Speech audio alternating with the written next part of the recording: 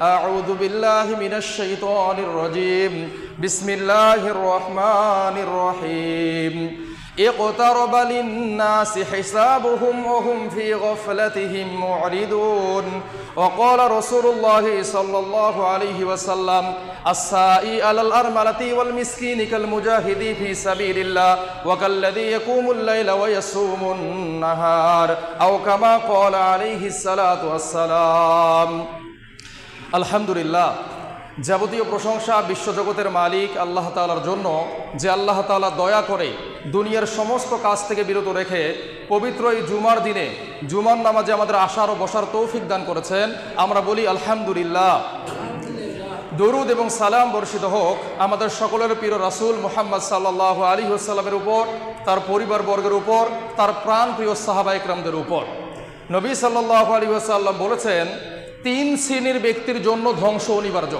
বলা হলো, ইয়া রাসূলুল্লাহ, তারা কারা? জবাবে নবী সাল্লাল্লাহু আলাইহি ওয়াসাল্লাম বললেন, যারা রমজান মাসকে পেল, আল্লাহর ইবাদত বন্দেগী করে আল্লাহর সন্তুষ্টি অর্জন করতে পারল না, এরা ধ্বংস হবে। 2 নাম্বার, নবী সাল্লাল্লাহু আলাইহি ওয়াসাল্লাম বললেন, যারা বৃদ্ধ পিতামাতাকে পেল, এদের সেবা যত্ন করে আল্লাহর নৈকট্য অর্জন করতে পারল না, এরা ধ্বংস হবে। 3 নাম্বার হচ্ছে, যার কানে মুহাম্মদ নামটা পৌঁছে গেল, এই ব্যক্তি সাল্লাল্লাহু আলাইহি ওয়াসাল্লাম বলল না, এই ব্যক্তির জন্য ধ্বংস অনিবার্য। তো আজকের এই জুমার খুতবায় যতবার নবী সাল্লাল্লাহু আলাইহি ওয়াসাল্লামের নাম নেওয়া হবে, অবশ্যই আপনারা সাল্লাল্লাহু আলাইহি ওয়াসাল্লাম বলবেন। পারবেন তো ইনশাআল্লাহ? আল্লাহ তাআলা ধৈর্য সহকারে আমাদেরকে বসার তৌফিক দান করুক। আজকে শুধুমাত্র একটা হাদিস আপনাদের সামনে আমি পেশ করতে চাই। কোনো গল্প নয়, কোনো কেচ্ছা নয়, কোনো কাহিনী নয়। যেহেতু একটা দিন সুযোগ পেয়েছি, এই একটা দিন নবী সাল্লাল্লাহু আলাইহি ওয়াসাল্লামের সেই বিখ্যাত হাদিসটা আপনাদের সামনে আমি পেশ করতে চাই। বলা হয়, নবী সাল্লাল্লাহু আলাইহি ওয়াসাল্লামের ইন্তেকালের 40 দিন বা তার থেকে একটু কম বেশি এর মধ্যে এই হাদিসটা অবতীর্ণ হয়েছে। এই হাদিসটার মধ্যে এমন একজন ব্যক্তি জড়িত আছে, যিনি মহাকাশের গ্রহ থেকেও বিশাল বড়, যিনি এক ঝাপটাতেই প্রথম আসমানে চলে যান। তো এই ব্যক্তিকে শেষের দিকে আমি বলবো। এই হাদিস বর্ণনা করছেন হযরত ওমর রাদিয়াল্লাহু তাআলা আনহু। হযরত ওমর রাদিয়াল্লাহু তাআলা আনহু বলছেন, আন ওমর ইবনে খাত্তাব রাদিয়াল্লাহু তাআলা আন, হযরত ওমর রাদিয়াল্লাহু তাআলা আনহু বলছেন, বাইনা নাহনু ইনদা রাসূলুল্লাহ সাল্লাল্লাহু আলাইহি ওয়াসাল্লাম, একবার আমি নবী সাল্লাল্লাহু আলাইহি ওয়াসাল্লামের নিকটে বসেছিলাম। এই যে আপনারা যেভাবে বসে আছেন, এইভাবেই সাহাবায়ে কেরামরা বসা ছিল। নবী সাল্লাল্লাহু আলাইহি ওয়াসাল্লাম এই মেম্বারের মধ্যে বসেছিল। যাতা ইয়াউমিন ইসতলা আলাইনা, এমনকি একজন ব্যক্তি সোজা মসজিদে নববীর দিকে ধেয়ে আসতেছে। রুজুলুন শাদীদু বায়াদিস সিয়াব, তার চুলগুলো ছিল কালো কুচকুচে, প্রচন্ড রকমের কালো। শাদীদু সাওয়াদিস শাআর, তার পাঞ্জাবিটা ছিল সাদা ধবধবে। লা ইউরা আলাইহি আথারুস সফর, এই ব্যক্তিকে দেখে মনে হয় না যে এই ব্যক্তি দূর থেকে সফর করে এসেছে। কোনো ব্যক্তি যদি দূর থেকে সফর করে আসে তাহলে কিছু চিহ্ন প্রকাশ পায় না? পাঞ্জাবিটার মধ্যে একটু ধুলাবালি থাকে, চুলগুলো উস্কো খুস্কো থাকে, শরীরের মধ্যে ঘাম ঝরে, মূলত তাকে দেখলেই বোঝা যায় সে দূর থেকে সফর করে এসেছে। কিন্তু এই ব্যক্তিকে দেখে অবাক, চুল কালো কুচকুচে, পাঞ্জাবিটা সাদা ধবধবে, দূর থেকে যে সফর করে এসেছে এরকম কোনো আলামত নাই। রুকবাতাইহি ইলা রুকবাতাই ওয়া ওয়াদা কাফাইহি আলা ফাখিজাই, সরাসরি নবী সাল্লাল্লাহু আলাইহি ওয়াসাল্লামের একেবারে কাছাকাছি আসলো, এসে নবী সাল্লাল্লাহু আলাইহি ওয়াসাল্লামের উরুর মধ্যে হাত দিল। সাহাবায়ে কেরামরা আবার অবাক হয়ে যাচ্ছে, এ কোন ব্যক্তি, যাকে চিনি না জানি না, মদিনার কেউ না, সরাসরি মসজিদে নববীতে প্রবেশ করলো, আবার নবী সাল্লাল্লাহু আলাইহি ওয়াসাল্লামের উরুর মধ্যে হাত রাখলো। এ তো সাহস কম না। ওখানে বড় বড় সাহাবায়ে কেরামরা বসে আছে, রাগ হয়ে যাচ্ছেন, কিন্তু সবাই শান্ত, কেননা নবী সাল্লাল্লাহু আলাইহি ওয়াসাল্লামের কণ্ঠের উপর কারো কণ্ঠ উঠানোর অধিকার পৃথিবীতে কারো নাই। আল্লাহ তাআলা বলেছেন, যদি আমার নবীর উপরে কারো কণ্ঠ বেশি উচ্চারিত হয়, তার সমস্ত আমলকে আমি ধ্বংস করে দিব। এই জন্য সাহাবায়ে কেরামরা চুপ করে বসে আছেন, যে যা ঘটে ঘটুক, আমরা আগে শেষ পর্যন্ত দেখি। এবার উরুর উপরে হাত রাখার পরে এই ব্যক্তি বলতেছে, ইয়া মুহাম্মদ, হে মুহাম্মদ সাল্লাল্লাহু আলাইহি ওয়াসাল্লাম, ফাখবিরনি আনিল ইসলাম, আমাকে ইসলাম সম্পর্কে বলেন। তার মানে বোঝা যাচ্ছে এই ব্যক্তি ইসলাম সম্পর্কে জানে না। এই ব্যক্তি এসে বলতেছে কি, ফাখবিরনি আনিল ইসলাম, আমাকে ইসলাম সম্পর্কে বলেন।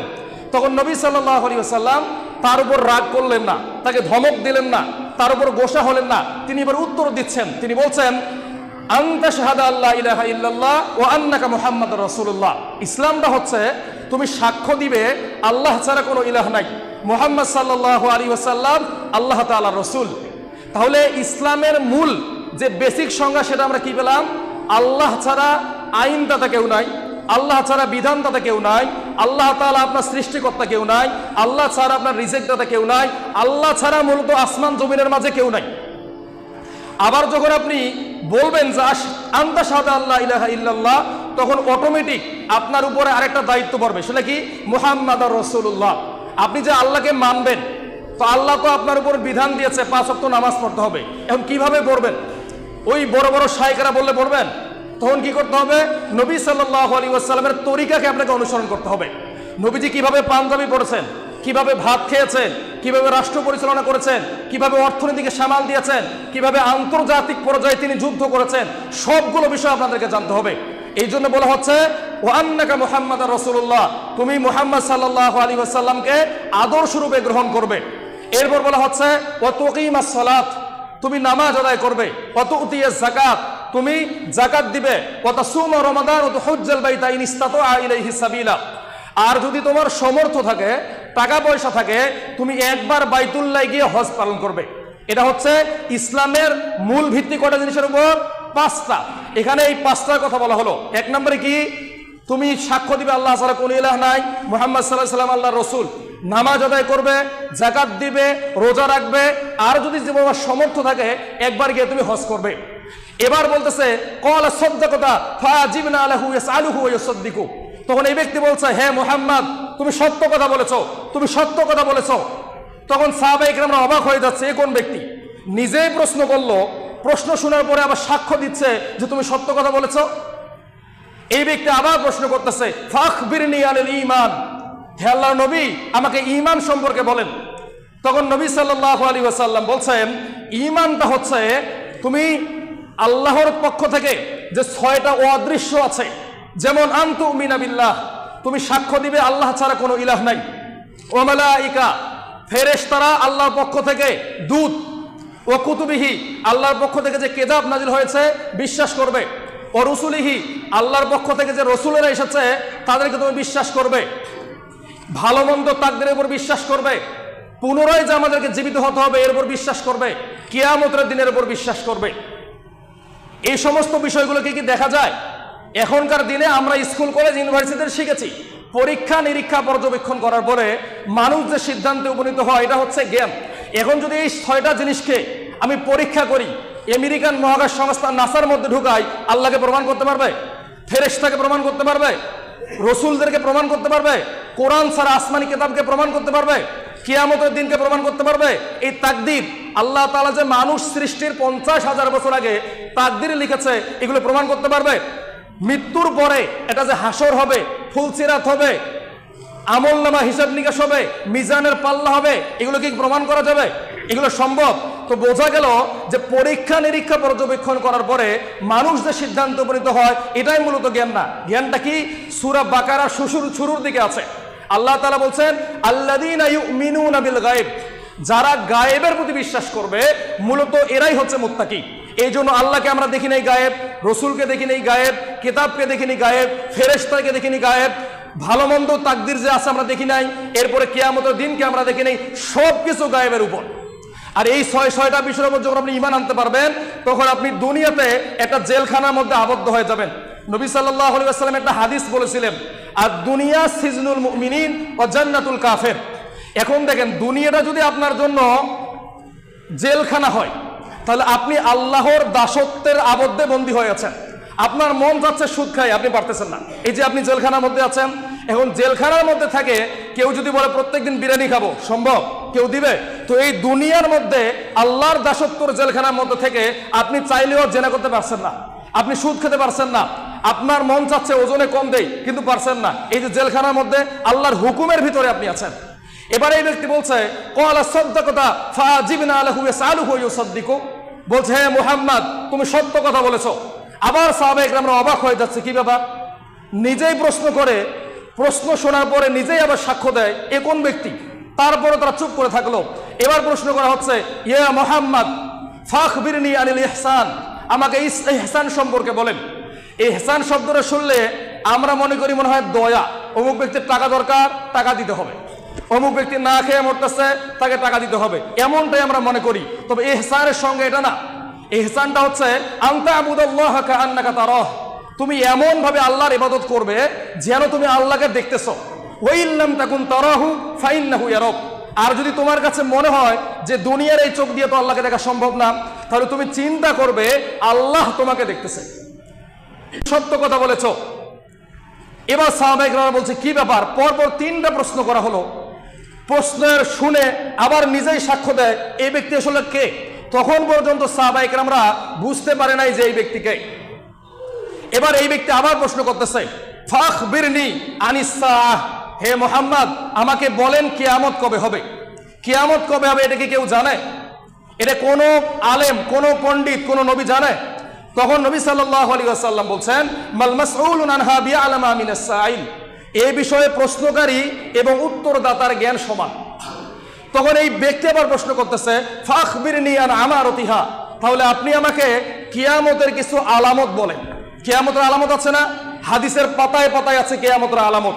এখানে নবী সাল্লাল্লাহু আলাইহি ওয়াসাল্লাম 2টা কিয়ামতের আলামতের কথা বললেন। কয়টা আলামত? 2টা আলামত। একটা হচ্ছে কি আনতালিদাল আমাতু রাব্বাতাহা, যখন দাসী তার মুনিবকে জন্ম দিবে। একজন বাড়ির কাজের লোক তার মুনিবকে জন্ম দিবে। এই কথাটার আবার 3টা ব্যাখ্যা আছে। বর্তমান পৃথিবীতে যারা বিশ্ববরেণ্য আলেম আছে তারা এই কথার 3টা ব্যাখ্যা করেছেন। একটা হচ্ছে দাসী তার মুনিবকে জন্ম দিবে, এটা কোনো উল্টে কথা লাগে না? তো সমাজের মানদণ্ডটা উল্টে যাবে, ভালো মানুষকে খারাপ বলা হবে, খারাপ মানুষকে ভালো বলা হবে।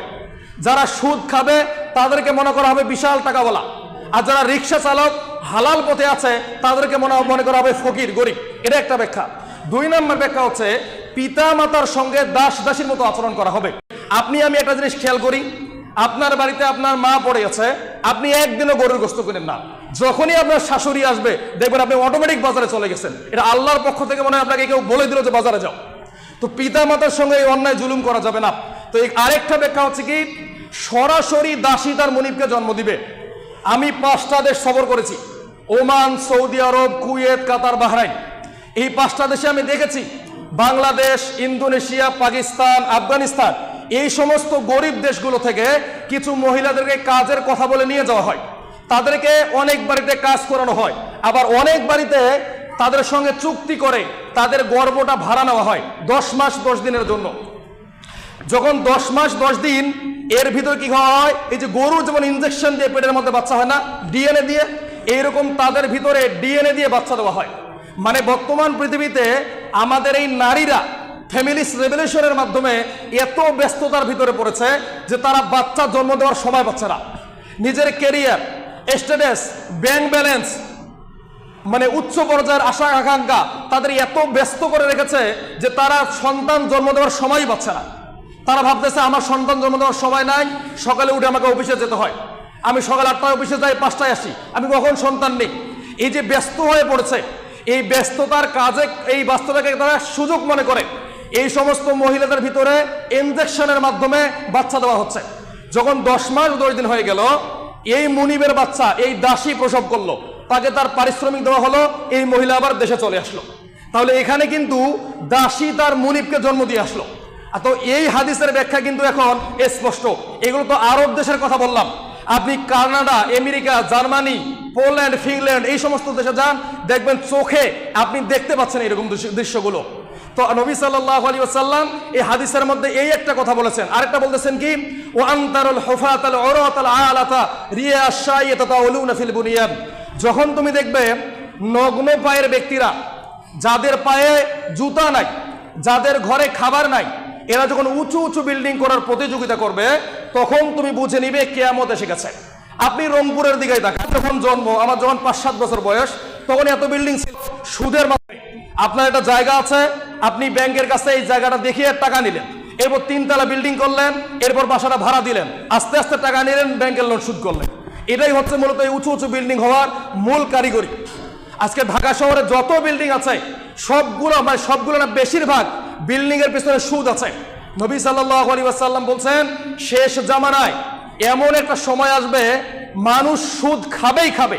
আপনার মন চাইলেও আপনি খাবেন, আপনার মন না চাইলেও আপনি খাবেন। 4টা, একটা হচ্ছে হয় আপনি সুদ দিবেন, না হলে সুদ খাবেন, না হলে সুদের সাক্ষী থাকবেন, না হলে লিখে রাখবেন। দেখেন তো চারটার মধ্যে আপনি আছেন কিনা, দেখবেন যে চারটার মধ্যে আপনি আছেন। আমি আপনাদেরকে আরো ক্লিয়ার করে বোঝাই। চীনের কাছ থেকে বাংলাদেশের 2 লক্ষ কোটি টাকা ঋণ নেওয়া আছে। এই ঋণ কি তারা এমনি দিয়েছে না সুদের উপর দিয়েছে? সুদের উপর দিয়েছে। এই সুদের টাকা দিয়ে আমরা কি করেছি? কর্ণফুলী টার্মিনাল নির্মাণ করেছি, বিমানবন্দরের 3rd টার্মিনাল নির্মাণ করেছি, এই যে রংপুর টু ঢাকা হাইওয়ে তৈরি করেছি। এখন এই টাকাগুলো কি সরকার দিবে না আমি দিব? আমরা কালেকশন করে নিবে, এই যে রাস্তার মধ্যে টোল বসাবে, এই টাকাগুলো আমরা দিব। এই টাকাগুলো তারা আবার জড়ো করে ওই সুদের টাকা পরিশোধ করবে। তাহলে আপনি আমি কি সুদের মধ্যে জড়িত হয়ে বললাম না? তো আপনার মন চাইলেও আপনি সুদ খাবেন, আপনার মন না চাইলেও আপনি সুদ খাবেন। তো নবী সাল্লাল্লাহু আলাইহি ওয়াসাল্লাম এই কথাই বলেছিলেন যে যখন নগ্ন পায়ের ব্যক্তিরা, যাদের পরনে জুতা নাই, যাদের ঘরে খাবার নাই, এরা যখন উঁচু উঁচু বিল্ডিং করার প্রতিযোগিতা করবে, তখন তুমি ধরে নিবে কিয়ামত এসে গেছে। দুবাই নামের একটা শহর আছে, চিনেন? আরব আমিরাতের অন্যতম ব্যস্ত নগরী। এই দুবাই শহর 1971 সালের আগে আপনি ছবি দেখেন, শুধু একটা মরুভূমি ছিল। তাদের মূল কাজ ছিল মাছ ধরা আর খাওয়া। আজকে তারা পৃথিবীর অন্যতম ব্যস্ত শহর হয়ে গেল। কিভাবে হলো? তারা তো একটা সময় রাখাল ছিল, তাদের পায়ে জুতা ছিল না, তাদের পরনে কাপড় ছিল না। কিভাবে হলো? এই যে নবী সাল্লাল্লাহু আলাইহি ওয়াসাল্লাম বলছেন যে কিয়ামতের আগে যারা দরিদ্র শ্রেণীর ব্যক্তি, তারা উঁচু উঁচু বিল্ডিং করবে। এই যে দেখেন কিয়ামত দেখা যাচ্ছে। এছাড়া নবী সাল্লাল্লাহু আলাইহি ওয়াসাল্লাম অসংখ্য কিয়ামতের আলামতের কথা বলেছেন। আমি কয়েকটা বলে আমার এই জুমার খুতবা শেষ করছি। নবী সাল্লাল্লাহু আলাইহি ওয়াসাল্লাম একদিন বললেন, হে সাহাবারা আমার দিকে তাকাও। সাহাবা ইকরামরা নবী সাল্লাল্লাহু আলাইহি ওয়াসাল্লামের দিকে তাকালেন। নবী যে এইভাবে হাতটা উঁচু করলেন, উঁচু করে বললেন, এই যে এই 2 লোকের মাঝে যতটুকু গ্যাপ, আমার আর কিয়ামতের মাঝে ততটুকু গ্যাপ। তাহলে 1450 বছর পরে আপনারা আমরা একটু চিন্তা করি তো যে কিয়ামতের কত কাছে আমরা। তো ইনশাআল্লাহ যদি সময় পাই, কিয়ামত আপনাদেরকে আমি চোখে দেখাবো। নবী সাল্লাল্লাহু আলাইহি ওয়াসাল্লাম বলছেন, আমি যে নবী হয়ে পৃথিবীতে এসেছি, এটাই হচ্ছে কিয়ামতের প্রথম আলামত। নবী সাল্লাল্লাহু আলাইহি ওয়াসাল্লাম আরো বলেছেন, আমি যে দুনিয়া থেকে বিদায় নিব, এটাও হচ্ছে কিয়ামতের একটা অন্যতম আলামত। তাহলে 1450 বছর আগে নবী সাল্লাল্লাহু আলাইহি ওয়াসাল্লাম দুনিয়া থেকে বিদায় নিয়েছে, তার মানে 1450 বছর আগে কিয়ামত শুরু হয়ে গেছে। নবী সাল্লাল্লাহু আলাইহি ওয়াসাল্লাম আরো বলেছেন, কিয়ামতের আগে যারা এর সম্মান পাওয়ার যোগ্যতা নাই, যারা চোর ডাকাত, এদেরকে মানুষ জ্ঞানী গুণী মনে করবে, এদের ছাড়া বিচার হবে না, এদের ছাড়া শাসনভার কাউকে দেওয়া যাবে না, এরা সমাজের গণ্যমান্য ব্যক্তি হয়ে উঠবে। এই আলামত কি প্রকাশ পায় নাই? নবী সাল্লাল্লাহু আলাইহি ওয়াসাল্লাম আরো বলেছেন, কিয়ামতের আগে এলেম উঠে যাবে, মসজিদ ভর্তি নামাজ মানুষ পড়বে, কারো নামাজ আসমান পর্যন্ত পৌঁছাবে না। সবার অন্তরে থাকবে ব্যবসা কেমন চলতেছে, ওই জমিটার কি খবর, অমুক জায়গায় আমাকে যেতে হবে, তাড়াতাড়ি নামাজ শেষ করতে পারলেই আমি বাঁচি। নবী সাল্লাল্লাহু আলাইহি ওয়াসাল্লাম আরো বলেছেন, শেষ জামানায় মানুষ এত ব্যস্ত হয়ে পড়বে, সারা দিনে একবারও মসজিদের দিকে তাকাতে তারা লজ্জা পাবে। তারা মনে করবে মসজিদের আশেপাশে যদি যাই তাহলে তো কেউ না কেউ আমাকে নামাজের জন্য ডাকবে, এই জন্য মসজিদ বাদ দিয়ে সাইডের রাস্তা দিয়ে মানুষ চলে যাবে। এখন এই আলামত আমরা দেখতে পাচ্ছি। দেখবেন কিছু মানুষ বাজারে নামাজ পড়ে, নামাজের সময় হলে দেখবেন যে তারা 4 দোকান থেকে উঠে খুব গোপনে চলে গেছে। তারা মনে করে ওখানে নামাজ হচ্ছে, আমি আবার এখানে গল্প করবো, এটা ইজ্জতের ব্যাপার না, আমি এত বড় নেতা। তো এইরকম আলামত প্রকাশ পাবে। আর নবী সাল্লাল্লাহু আলাইহি ওয়াসাল্লাম 10টা কিয়ামতের আলামতের কথা বলেছেন। এই 10টা বলে ইনশাআল্লাহ আমি শেষ করব। একদিন নবী সাল্লাল্লাহু আলাইহি ওয়াসাল্লাম রাস্তা দিয়ে হেঁটে যাচ্ছিলেন, তিনি দেখলেন সাহাবায়ে কেরামরা কোনো একটা বিষয় নিয়ে কথা বলছে। নবী সাল্লাল্লাহু আলাইহি ওয়াসাল্লাম কাছে গেলেন, গিয়ে বলছেন, তোমরা কি নিয়ে কথা বলছো? সাহাবায়ে কেরাম বলছে, ইয়া রাসূলুল্লাহ, আমরা কিয়ামত নিয়ে কথা বলছি। তখন আল্লাহ নবী সাল্লাল্লাহু আলাইহি ওয়াসাল্লাম বললেন, শুনে রাখো, 10টা আলামত না দেখা পর্যন্ত কিয়ামত হবে না। কয়টা আলামত? 10টা। আর এই 10টা হচ্ছে কিয়ামতের সবথেকে বড় আলামত। হযরত নূহ আলাইহিস সালাম পর্যন্ত দাজ্জাল সম্পর্কে তার উম্মতকে সতর্ক করেছেন।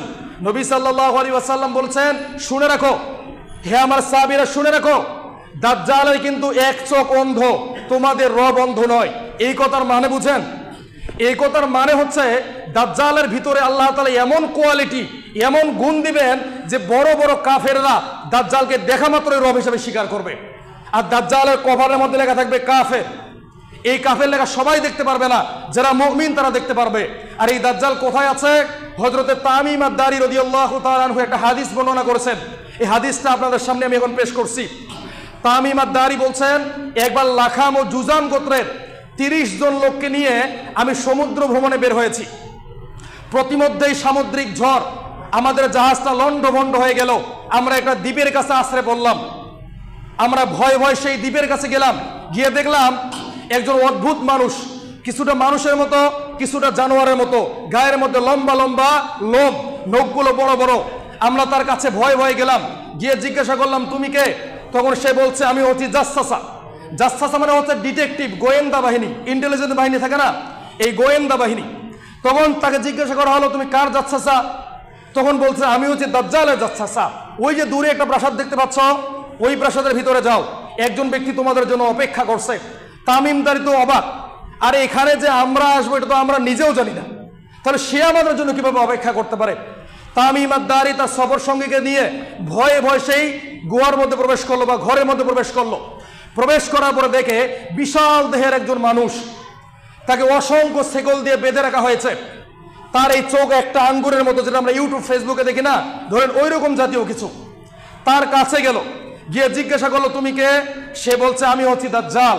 তখন তামিম আদ-দারি তো দাজ্জালকে চিনে না, কেননা নবীদের হাদিস তিনি শুনেন নাই। তখন তামিম আদ-দারি বলছে তুমি দাজ্জাল, তোমার কাজ কি? বলছে শেষ জামানায় আমি বের হব ইহুদিদের মসিহ হিসাবে, এবং আমি পুরো পৃথিবীতে রাজত্ব করব, পুরো পৃথিবী আমি শাসন করব।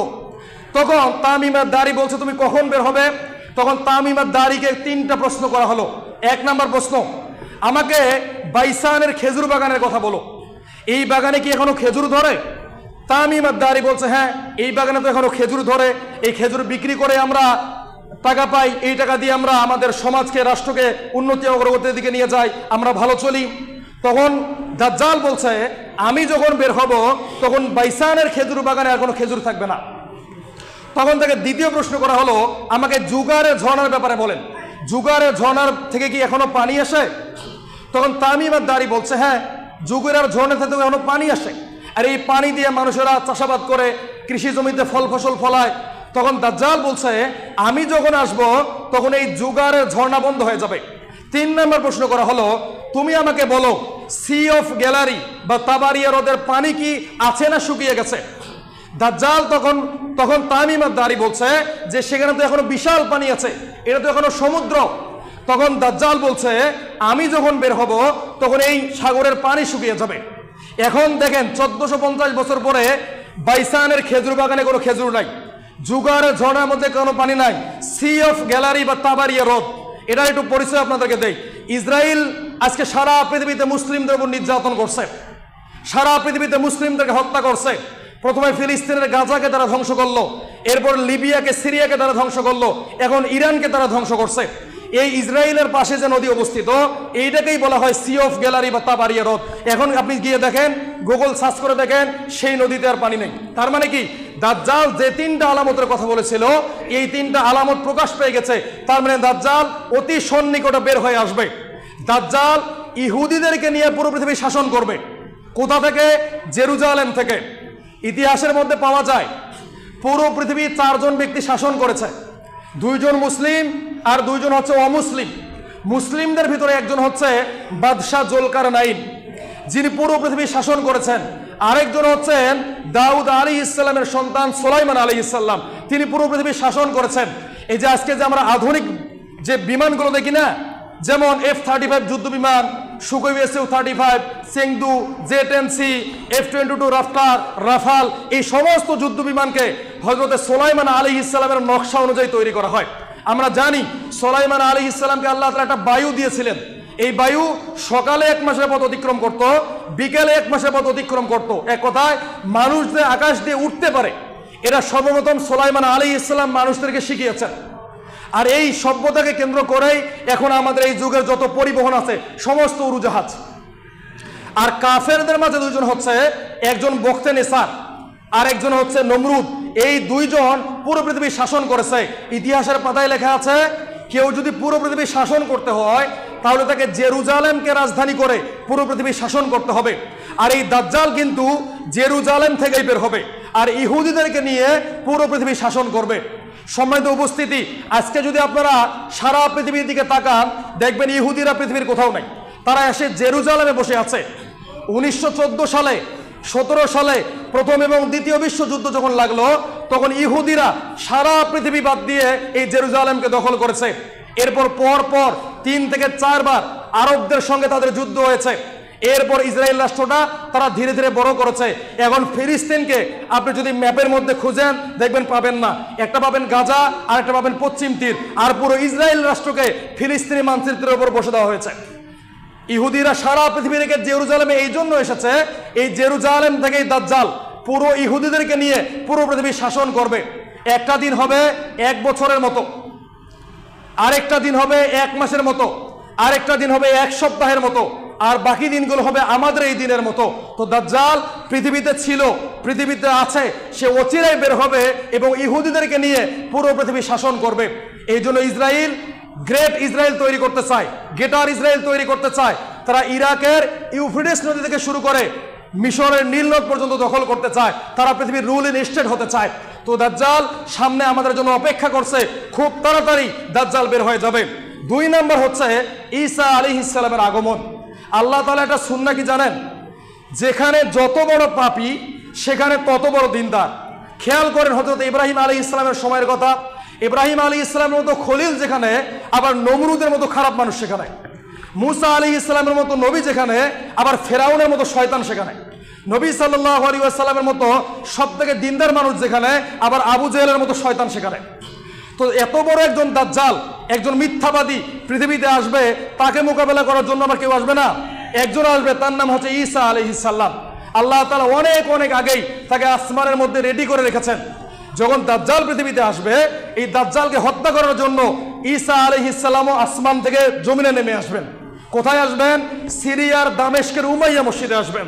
নবী সাল্লাল্লাহু আলাইহি ওয়াসাল্লাম যখন এই হাদিস বর্ণনা করেছেন, তখন এই মসজিদ ছিল না, সিরিয়ার উমাইয়া মসজিদ ছিল না।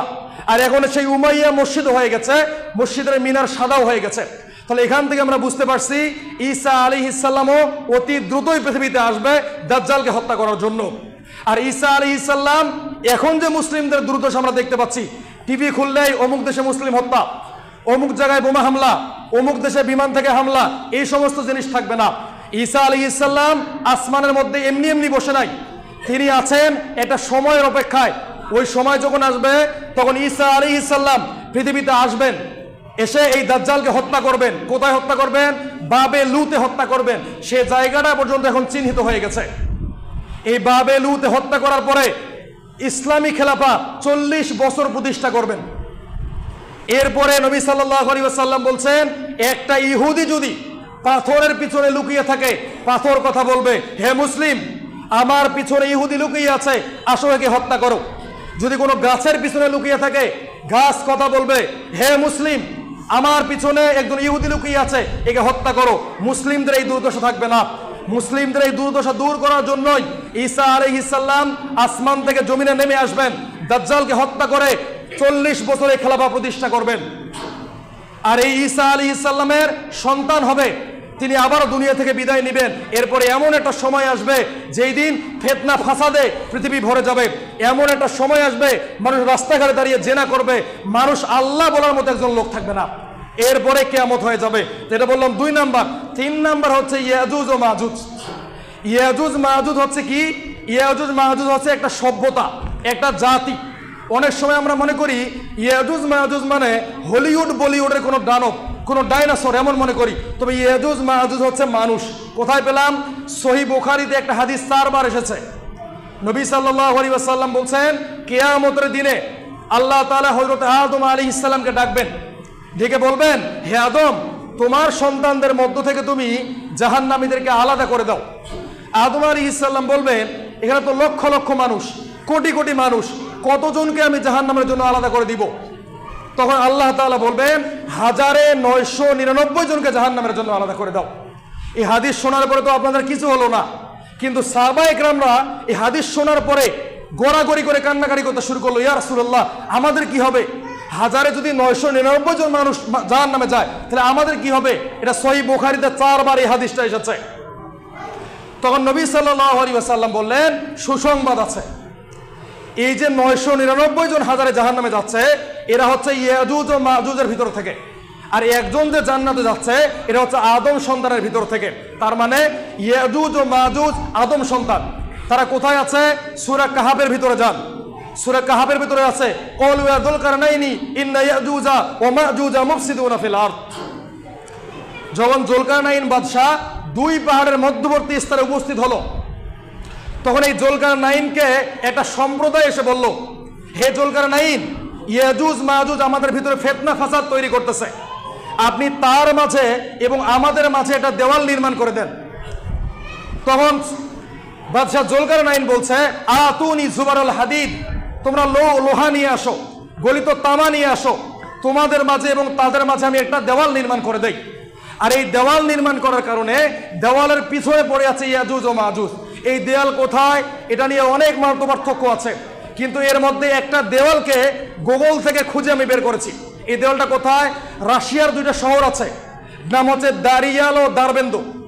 এখানে একটা গেট আছে, নাম হচ্ছে আলেকজান্ডার দ্য গ্রেট। এই গেটকে অনেক সময় কেউ আবার কাস্পিয়ান গেটও বলে থাকে। আমার কেন জানি ব্যক্তিগতভাবে মনে হয় এটাই হচ্ছে ইয়াজুজ মাহুজের দেওয়াল। আল্লাহু আলাম, আল্লাহ ভালো জানে। আমি বলছি না যে আমার এই কথাই ঠিক, আমি শুধু আপনাদেরকে একটা ধারণা দিলাম। এছাড়াও ইহুদিরা একটা দেওয়ালের ইবাদত করে জেরুজালেমে, যেখানে ওই যে থার্ড টেম্পল তারা নির্মাণ করতে চায়, মসজিদুল আকসার পাশে একটা দেওয়াল আছে। ওই দেওয়ালের মাঝে ইহুদিরা নিজেদের মনের দুঃখের কষ্টের কথা লিখে রাখে ওই দেওয়ালের মাঝে। তারা মনে করে এই দেওয়ালের মাঝে যদি তারা কোনো কিছু লিখে রাখে এটা তাদের প্রভু শোনে।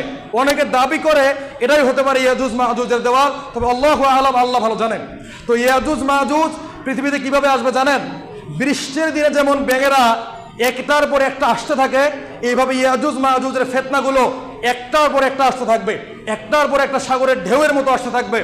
ঈসা আলাইহিস সালাম এই ইয়াজুজ মাহুজকে দেখে ভয় পেয়ে যাবে। ঈসা আলাইহিস সালাম পর্যন্ত এই ইয়াজুজ মাহুজকে মোকাবেলা করতে পারবে না।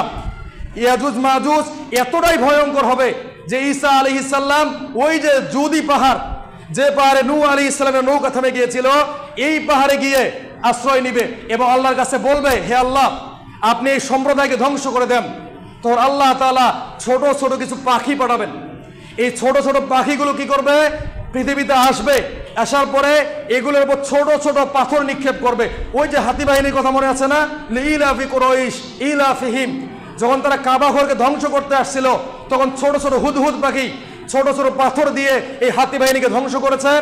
ঠিক এই রকম ছোট ছোট পাখি আসবে, আসার পরে ইয়াজুজ মাজুজের উপর ছোট ছোট পাথর নিক্ষেপ করবে। এরপরে তারা বিভিন্ন জায়গায় ছড়িয়ে ছিটিয়ে পড়বে, যেমন ব্যাঙেরা পাতাগুলো গাছ থেকে ঝরা পাতাগুলো ছড়িয়ে ছিটিয়ে পড়ে, এইভাবে ছড়িয়ে ছিটিয়ে পড়বে। তো ইয়াজুজ মাজুজকে আল্লাহ তাআলা এইভাবে ধ্বংস করে দিবে। এরপর কি হবে? দাব্বাতুল আরদ, জমিন থেকে একটা প্রাণী বের হবে, জমিনটা দুই ভাগ হয়ে যাবে। এরপর এখান থেকে একটা প্রাণী বের হয়ে আসবে, আর এই প্রাণী মানুষের সঙ্গে কথা বলবে। এই প্রাণীর কাছে থাকবে মুসা আলাইহিস সালামের লাঠি, এরকম লাঠি, সুলাইমান আলাইহিস সালামের আংটি। এই লাঠি দ্বারা তিনি মানুষকে চিহ্নিত করে দিবেন, অমুক ব্যক্তি কাফের, অমুক কাফের। আর সুলাইমান আলাইহিস সালামের আংটি দ্বারা এই নাকের মধ্যে দাগ দিবেন, বলবেন যিনি মুমিন ইনি মুমিন। এরপর কি হবে? তিনটা পৃথিবীতে বড় বড় ভূমিকম্প হবে। এটা হবে পৃথিবীর মাঝখানে, জাজিরাতুল আরব নামে একটা দেশ আছে, চিনেন? জাজিরাতুল আরব হচ্ছে সৌদি আরবের নাম।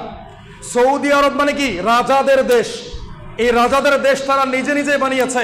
আজ থেকে যারা 2 থেকে 3 হাজার বছর আগে মারা গেছে, তাদেরকে কবর থেকে তুলে জিজ্ঞাসা করেন যে সৌদি আরব নামে কোনো দেশ আছে কিনা, তারা বলবে যে না, এর নাম ছিল জাজিরাতুল আরব।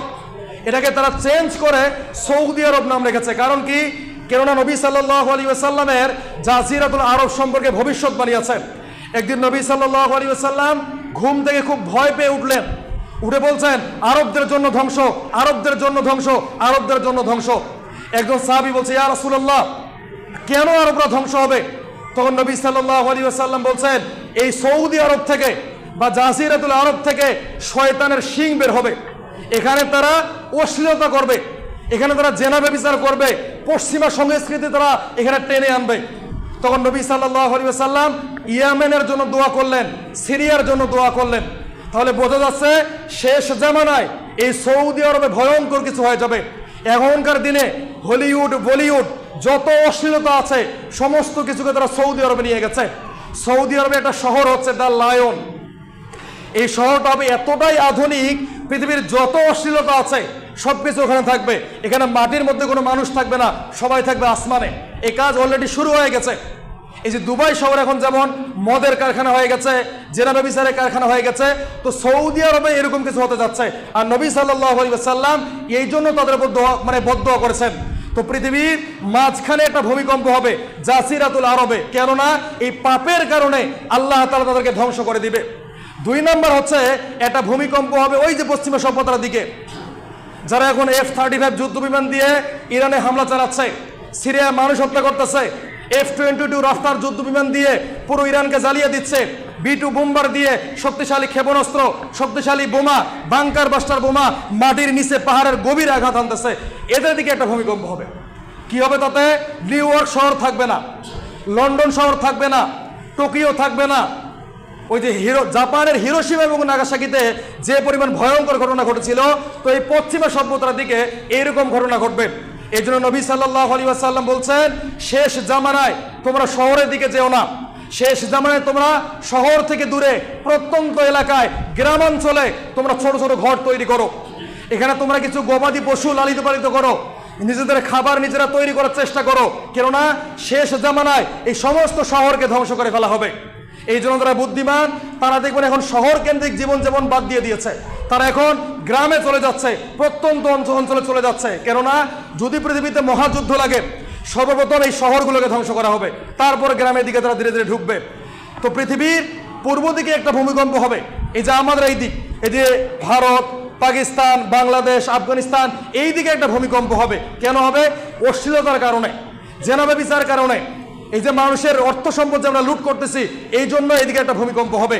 তো এই 3টা ভূমিকম্প হওয়ার পরে পৃথিবীতে একটা ধোঁয়া বের হবে, এমন একটা ধোঁয়া, এই ধোঁয়া যখন মুমিনদের শরীরে লাগবে, মুমিনদের হালকা সর্দি হবে, কাশি হবে। আর যখন কাফেরদের শরীরের মধ্যে লাগবে, কাফেরদের এই নাক দিয়ে মুখ দিয়ে রক্ত বের হতে থাকবে। এরপর হচ্ছে কি, ইয়েমেন থেকে একটা আগুন বের হবে। এই ইয়েমেন নামে একটা দেশ আছে, চিনেন না? মুসলিম মানে আরব দেশগুলোর মধ্যে সব থেকে দরিদ্র দেশ হচ্ছে ইয়েমেন, অথচ এই ইয়েমেন ছিল আরবদের মাঝে সব থেকে ধনী দেশ। ইতিহাস পড়ে দেখেন, এই মধ্যপ্রাচ্যের মধ্যে সব থেকে ধনী দেশ ছিল এই ইয়েমেন। এই ইয়েমেনকে তারা টুকরো টুকরো করে দিয়েছে। এক ভাগ ইয়েমেনের সরকার নিয়ন্ত্রণ করে, আরেক ভাগ STS নিয়ন্ত্রণ করে, আরেক ভাগ ইয়েমেনের হুতিরা নিয়ন্ত্রণ করে। তারা আসলে একটা কৌশল করেছে, মুসলিমদেরকে বিভক্ত করার জন্য তারা ছোট ছোট দল করেছে। তুই অমুক মাযহাব, তুই অমুক মযহাব, তুই হানাফি, তুই সালাফি, তুই আহলে হাদিস, তুই ওলামা মাযহাবি, ইত্যাদি ইত্যাদি, এভাবে টুকরো টুকরো আমাদেরকে করে ফেলেছে তারা। কেননা আমরা যদি একত্রিত থাকি, এক জায়গায় থাকি, তাহলে একটা কথা বলা হয়, 10-এর লাঠি 1-এর বোঝা। এই জন্য তারা আমাদেরকে টুকরো টুকরো করে ফেলেছে। আমরা যে মুসলিম, আমরা সবাই আল্লাহকে বিশ্বাস করি, করি না? আমাদের আল্লাহ কয়জন? আমাদের রাসূল কয়জন? আমাদের কিতাব কয়জন? সবগুলোই যখন আমরা একমত, তাহলে আমরা টুকরো টুকরো হলাম কেন? এই যে তারা সুপরিকল্পিতভাবে আমাদেরকে টুকরো টুকরো করে ফেলেছে।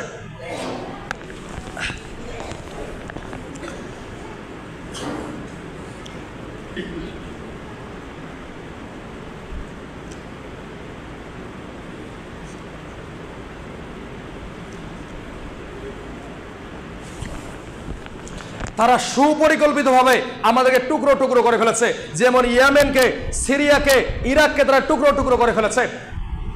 তো এই ধোঁয়া যখন পৃথিবীতে আসবে, তখন মুমিনদের হালকা সর্দি হবে, কাশি হবে, আর যারা কাফের তাদের নাক দিয়ে মুখ দিয়ে রক্ত বের হতে থাকবে। এরপর কি হবে? ইয়েমেন থেকে, এই যে ইয়েমেন থেকে আবার একটা আগুন বের হবে। এই আগুন কতটা ভয়ঙ্কর হবে জানেন? ইয়েমেন থেকে যখন আগুনটা বের হবে, তখন সমস্ত মানুষদেরকে তাড়িয়ে নিয়ে আসবে আরাফার ময়দানে। এই আরাফার ময়দানই হবে কিয়ামতের মাঠ।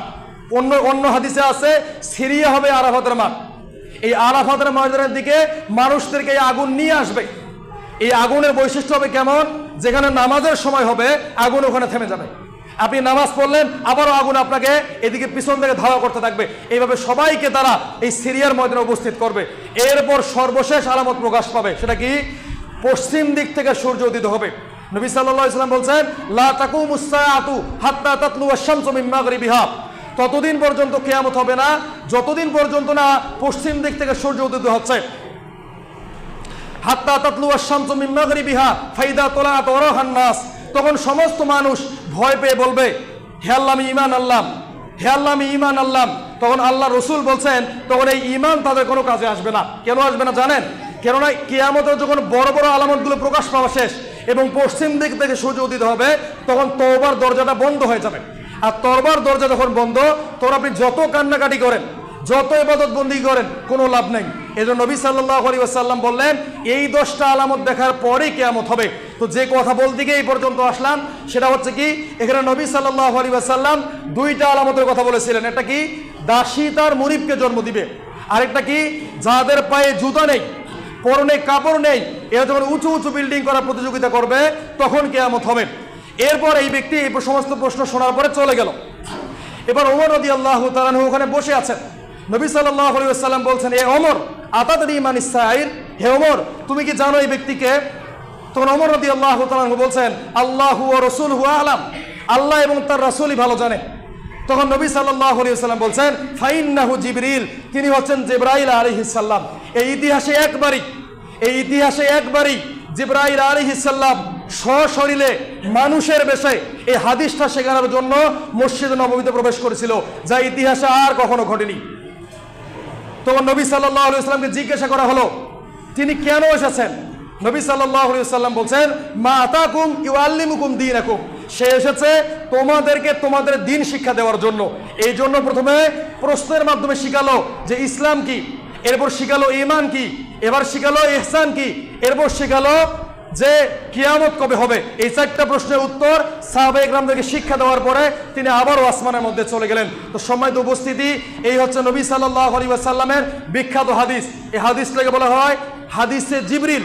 এই হাদিস নবী সাল্লাল্লাহু আলাইহি ওয়াসাল্লামের জীবনের শেষের দিকে একেবারে নাজিল হয়েছে। তো যেহেতু সময় পেয়েছিলাম, এই হাদিস আপনাদেরকে আমি পৌঁছে দিলাম। তো এই হাদিসের উপর আল্লাহ তাআলা আমাদেরকে বোঝার মতো তৌফিক দান করুক, আমল করার মতো তৌফিক দান করুক, এবং যারা আমরা এখানে উপস্থিত হয়েছি, আল্লাহ তাআলা আমাদের প্রত্যেকের গুনাহ খাতাগুলো ক্ষমা করে দেও, শেষ জামানা সম্পর্কে পড়াশোনা করার মতো তৌফিক দান করুন।